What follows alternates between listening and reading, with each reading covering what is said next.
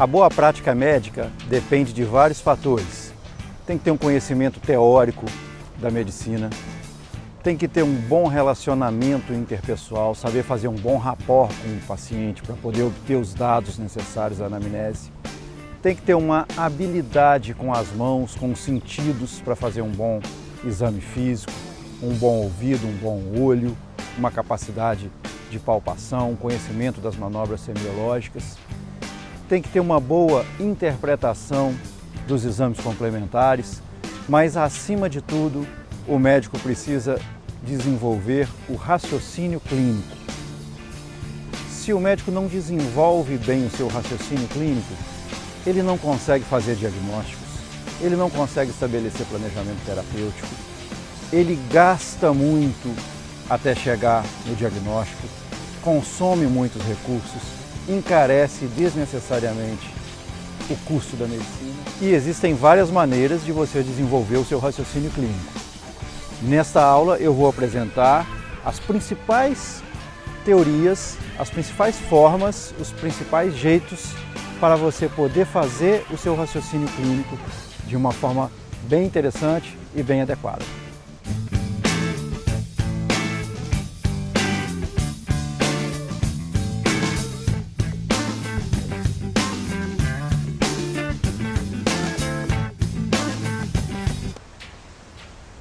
Durante muitos anos, a navalha de Ockham foi o pilar do raciocínio clínico. Navalha de Ockham não é uma teoria da medicina propriamente dita, mas é uma teoria da qual a medicina se apropriou muito bem durante muitos anos. De uma maneira bem simples, o que é a navalha de Ockham? É uma maneira que você tem de elaborar hipóteses diagnósticas baseado nos problemas principais. Por exemplo, um paciente que tem dor lombar, disúria, polaciúria, febre, calafrios, vômitos, cefaleia, você pode formular um raciocínio clínico de uma pielonefrite. Por que isso chama navalha de Ockham? Porque com a navalha você corta as coisas periféricas e mantém as coisas centrais e simplifica a forma de raciocinar para ser prático no diagnóstico. Porque se você pegar todos os sintomas que um paciente tem e tentar justificar cada um deles, muitas vezes por um preciosismo, você deixa de fazer o diagnóstico e deixa de tratar adequadamente o paciente. Então, nesse caso, ele tem dor lombar, ele tem febre, ele tem disúria, ele tem calafrios, compatíveis com uma infecção urinária, com uma pielonefrite. Tem vômitos e tem cefaleia. Vômitos e cefaleia são sintomas que podem ser comuns a diversas doenças. Então, com a navalha de Ockham, você corta fora os vômitos, corta fora as cefaleias, foca no cerne da questão e formula a hipótese de pielonefrite. O pensamento central da navalha de Ockham é você tentar agrupar os sintomas, agrupar os sinais, agrupar todos os achados e conseguir configurar tudo isso com um único diagnóstico. Ou seja, achar uma única doença, um único agravo, uma única justificativa para todas as alterações que aquele paciente tem. E durante muitos anos, esse foi o pensamento predominante na medicina, a navalha de Ockham. Achar uma única doença que justifique todos os sintomas do paciente.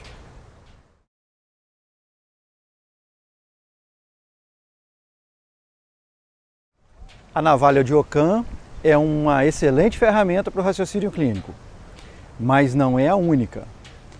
Principalmente agora que a população tem envelhecido muito, tem usado muitos medicamentos, tem muitas comorbidades associadas, então dificilmente você vai conseguir juntar todos os sintomas, todos os sinais, todos os achados em um único diagnóstico.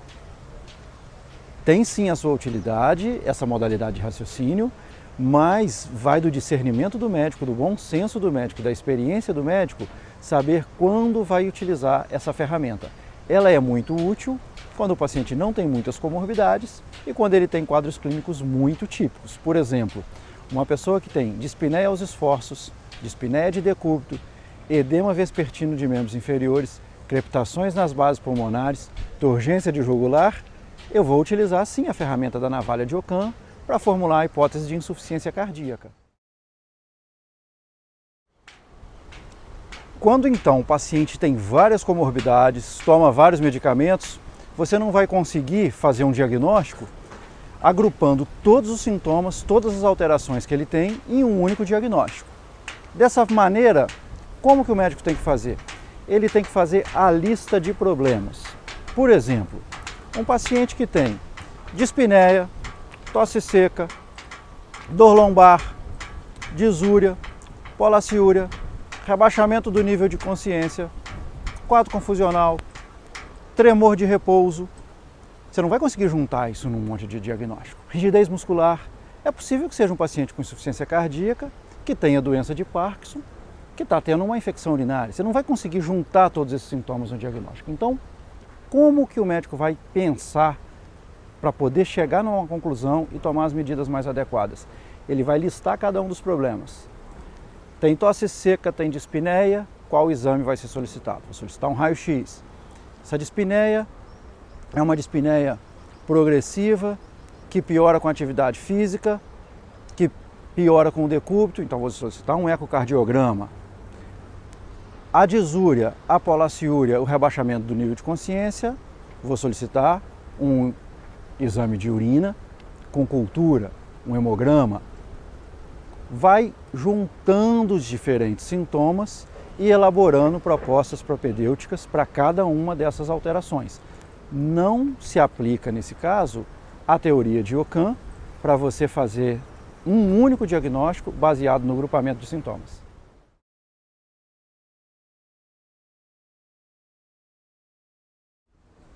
A lista de problema atualmente é a maneira de se fazer o raciocínio clínico mais adequada, porque você tem, na atualidade, pacientes com múltiplas comorbidades e usando muitos medicamentos que já foram submetidos a procedimentos cirúrgicos, procedimentos terapêuticos, de maneira que dificilmente você vai conseguir agrupar todas as alterações em um único diagnóstico.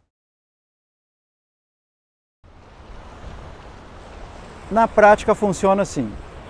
Um paciente tem icterícia, colúria, acolia fecal. Esse mesmo paciente tem vômitos recorrentes. Esse mesmo paciente tem oligúria. Esse mesmo paciente tem um quadro confusional agudo, tem febre, tem calafrios. E esse mesmo paciente tem uma história de que há alguns meses vem apresentando dispneia, há alguns meses vem apresentando edemas de membros inferiores, vespertino, vem apresentando dispneia de decúbito. No exame físico, você ausculta um sopro cardíaco, você percebe uma turgência de jugular, você percebe uma ascite, além do edema de membros inferiores. Coloca o termômetro e ele está com febre. Além disso, esse paciente vem usando simvastatina, que é uma droga para tratar dislipidemia. Você não vai conseguir juntar tudo isso em uma única doença, porque ele tem várias comorbidades. Você trabalha então com a lista de problemas. E nessa lista de problemas você pode agrupar problemas que são comuns. Por exemplo, ele tem colúria, icterícia, acolia fecal e ascite. Pela teoria da navalha de Ockham, você juntaria tudo isso numa doença hepática. Pode ser. Você não precisa excluir a teoria da navalha de Ockham para trabalhar com a lista de problemas. Então, nesse grupamento de problemas, você vai fazer toda aquela propedêutica que você precisa fazer com um doente com uma doença hepática. Você vai pedir a bioquímica hepática, vai pedir a ultrassonografia, vai fazer a paracentese, vai fazer a coleta do líquido acítico e comparar com os exames que você solicitou no líquido acítico, solicitar os mesmos exames no sangue. Então, esse grupamento de problemas, você vai fazer isso. Um outro grupamento de problemas, a dispneia, o edema de membros inferiores, a turgência de jugular. Você vai se utilizar daquela ferramenta da navalha de Ockham para formular a hipótese da insuficiência cardíaca. E aí vai solicitar os exames necessários, a radiografia de tórax, o eletrocardiograma, o ecocardiograma e assim sucessivamente. Além disso, esse paciente está tendo vômitos com uma frequência aumentada. Eu preciso saber como está o potássio desse paciente. E se ele está tendo vômitos, ele pode ter perdido muito líquido, feito uma hipovolemia e desenvolvido uma insuficiência renal. Então eu preciso da ureia, eu preciso da creatinina, eu preciso do sódio, eu preciso do potássio desse paciente. Ele está com oligúria. Essa oligúria, eu vou precisar avaliar que tipo de lesão renal é essa. Se é uma doença renal crônica, se é uma lesão renal aguda. Preciso do exame de urina, vou precisar de fazer o EAS, a urina 1 desse paciente, além dos íons, do sódio, do potássio, do magnésio, de maneira que o raciocínio clínico te permite usar aquela ferramenta mais antiga, que é agrupar os problemas em um diagnóstico só, e usar também a lista de problemas. Uma coisa não exclui a outra. O que não pode fazer de maneira alguma é não fazer o raciocínio clínico. Sair solicitando exames deliberadamente, sem imaginar quais são as possibilidades, os mecanismos de doença que estão ocorrendo naquele momento com aquele paciente. Dessa maneira, você listando os problemas e fazendo a propedêutica direcionada aos problemas, vai chegar no diagnóstico. Você só não vai dar o diagnóstico quando for realmente uma doença rara ou quando for uma manifestação atípica de uma doença comum. Fluxogramas também são excelentes ferramentas para se chegar a diagnóstico. Os fluxogramas já são elaborados, para cada situação clínica tem um fluxograma e é muito bom, principalmente para um médico que está começando a carreira, que ainda não tem muito feeling, que ainda não tem muita experiência, pegar um fluxograma que já está pronto é muito bom. Por exemplo, tem fluxograma para dor abdominal, tem fluxograma para dor torácica. Então você vai solicitando os exames e à medida que for chegando os resultados dos exames, você vai direcionando para um lado ou para um outro no fluxograma. Existe o fluxograma para dor abdominal, em que você vai pedir hemograma, amilase, lipase, radiografia de tórax e abdômen, exame de urina ou um ou outro exame de acordo com a necessidade, um beta-HCG se for necessidade, um eletro se for necessidade. E se esses exames forem todos negativos, você vai para o próximo passo que está lá no fluxograma, uma tomografia de abdômen. E se a tomografia de abdômen também não for esclarecedora, você vai para o próximo passo. Por exemplo, uma ultrassonografia de abdômen. A ultrassonografia de abdômen mostrou uma litíase biliar, você concluiu o seu fluxograma. Se a ultrassonografia de abdômen não mostrou uma litíase biliar, você vai para o próximo passo, que a depender dos sintomas do paciente, pode ser uma endoscopia digestiva alta ou algum outro exame. De maneira que, seguindo o fluxograma, você consegue também chegar ao diagnóstico e estabelecer a conduta. Se durante a avaliação do caso você conseguir formular uma hipótese diagnóstica baseado no grupamento de sintomas, você deixa o fluxograma de lado e segue aquele raciocínio mais tradicional da navalha de Ockham para chegar no diagnóstico. Se em determinado momento você não conseguir chegar a diagnóstico algum, nem com a navalha de Ockham nem com o fluxograma, você apela para a lista de problemas e começa a fazer sua propedêutica direcionada aos problemas. Então, as ferramentas de raciocínio clínico, elas não excluem umas às outras, elas somam-se. Quanto melhor o domínio que o médico tiver dessas ferramentas, quanto maior prática ele tiver na execução dessas ferramentas, melhor será a sua capacidade de fazer diagnósticos e melhor será a sua capacidade resolutiva diante dos pacientes.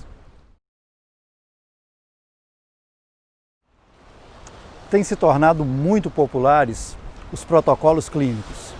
Eu gosto muito dos protocolos clínicos, eu acho que eles são realmente muito bem elaborados e os protocolos clínicos são uma maneira de uniformizar a medicina praticada em diversos lugares do mundo.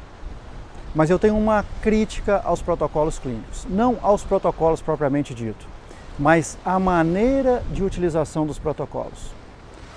O protocolo de sepsis, elaborado pela Sepsis Surviving Campaign, ele é um protocolo muito bom e tem um enorme impacto na redução da mortalidade de sepsis.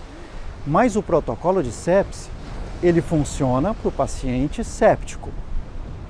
E o que eu tenho observado com muita frequência? Paciente com hemorragia digestiva que faz choque ser enquadrado no protocolo séptico. Paciente com síndrome coronariana aguda de apresentação atípica que faz hipotensão ser enquadrado no protocolo de sepse. De maneira que tem havido uma extrapolação na utilização de determinados protocolos. Como que você pode fazer para não cair nessa armadilha? Você pode utilizar as ferramentas do raciocínio clínico, a ferramenta tradicional das hipóteses diagnósticas, a ferramenta da lista de problemas, a ferramenta dos fluxogramas, para depois que você tem uma certa confiança no seu diagnóstico de sepse, por exemplo, incluir esse paciente no protocolo de sepse. Ou depois que você tem uma confiança no seu diagnóstico de síndrome coronariana aguda, incluir esse paciente no protocolo de síndrome coronariana aguda. Mas muito cuidado para vocês não caírem nessa armadilha, muito cuidado. Tem sido muito frequente pacientes com uma doença serem enquadrados no protocolo de outra doença e costuma ser uma conduta desastrosa. Muito cuidado, fica essa super dica aí para vocês não caírem nessa armadilha. Antes de incluir um paciente no protocolo, faça uma boa anamnese, faça um excelente exame físico e siga as ferramentas do raciocínio clínico que estão sendo apresentadas para vocês nessa aula. Nosso objetivo aqui da Van Gogh Cursos não é preparar vocês para a prova, é preparar vocês para enfrentar essas dificuldades do dia a dia do médico, que são muito maiores do que as dificuldades de uma prova.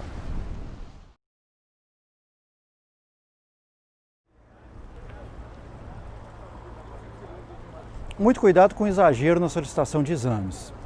Não faz sentido sair solicitando todos os exames disponíveis no laboratório. Vocês já ouviram falar do barrigograma, famoso barrigograma? Barrigograma é quando a pessoa chega com dor abdominal e o médico desatina a solicitar TGO, TGP, fosfatase alcalina, gama GT, TAP, bilirrubina totais e frações, proteína total e albumina. Não faz, gente, não faz sentido. O paciente não está equitérico. Para que eu vou pedir bilirrubina para ele? Para que eu vou pedir fosfatase alcalina, gama GT, se eu não tenho suspeita de colestase nesse paciente? Para que eu vou pedir TGO e TGP se eu não tenho suspeita de doença hepática? Isso não ajuda praticamente em nada no seu diagnóstico. Os exames têm que ser solicitados direcionados para os problemas, direcionados para aquela situação clínica.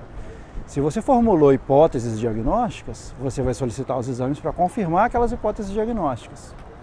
Se você formulou lista de problemas, você vai solicitar os exames relacionados àqueles problemas. Se você está seguindo um fluxograma, você vai solicitar os exames do fluxograma. Então, de agora em diante, esquece o tal do barrigograma, que é pedir todos os exames que existem no pronto-socorro para poder fazer o diagnóstico. Vamos dos exames direcionados para os problemas. Sódio, potássio, ureia e creatinina. Não são exames que você precisa pedir de rotina para todo paciente que você atende no pronto-socorro. Ontem mesmo, eu fui no pronto-socorro avaliar uma paciente, que já é uma paciente minha, que já teve uma diverticulite uma vez, e eu fui no pronto-socorro avaliá-la, fui chamado pela médica para avaliar a paciente que estava lá no pronto-socorro com suspeita de diverticulite. Foi solicitada a tomografia, muito corretamente, a tomografia de abdômen e pelve com contraste, perfeito, mas foi solicitado também TGO, TGP, fosfatase alcalina, gama GT, TAP, proteína total, albumina, sódio, potássio, ureia, creatinina, magnésio, cálcio. Para que isso tudo? Nesse caso específico, uma suspeita de diverticulite, uma tomografia, um hemograma, uma proteína C reativa seriam bastante adequados, resolveriam a maioria dos problemas de suspeita clínica de diverticulite, sem a necessidade de gastar tanto dinheiro público fazendo exames desnecessários e de atrasar tanto o atendimento.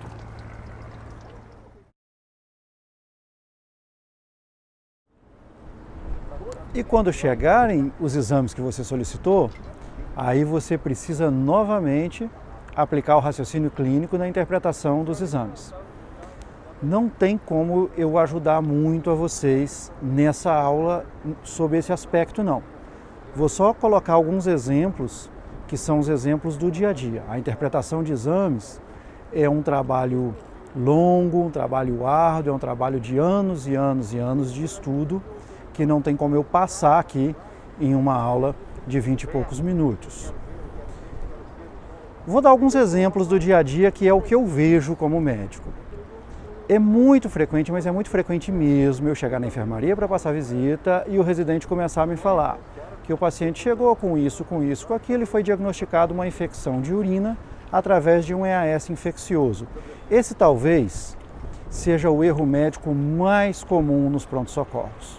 Fazer um diagnóstico de urina um diagnóstico de infecção de urina através de um EAS, de uma urina tipo 1 alterado. Uma coleta inadequada da urina pode aumentar o número de leucócitos. Um paciente que tem uma hematúria pode ter uma quantidade de leucócitos aumentada. Então, um simples aumento do número de leucócitos no exame de urina não faz o diagnóstico de infecção urinária. O paciente tem que ter os sinais e sintomas de infecção urinária associados a alterações no exame de urina e esse exame de urina tem que ter tido uma coleta adequada com higiene local, com o desprezo do primeiro jato, a coleta do segundo jato e a análise feita de maneira adequada. Esse é talvez o erro mais comum de raciocínio clínico que eu tenho visto ultimamente. Diagnóstico errado baseado num exame alterado, não condizente com a situação clínica do paciente. Aquele jargão antigo, ele continua sendo atual. A clínica é soberana. Outros erros comuns. Afastar o infarto agudo do miocárdio porque o eletro está normal e a troponina veio negativa. Não. Tem que fazer a curva enzimática e o eletroseriado. E aí eu vou extrapolar para o outro lado. Fazer um diagnóstico de infarto por causa de uma troponina que está levemente elevada. Tem outras causas de elevação de troponina que não sejam o infarto agudo do miocárdio. Tem muita atenção com a interpretação do exame, porque se você faz toda uma avaliação clínica e na hora de interpretar o exame você não souber interpretar adequadamente, foi por terra todo o seu trabalho anterior.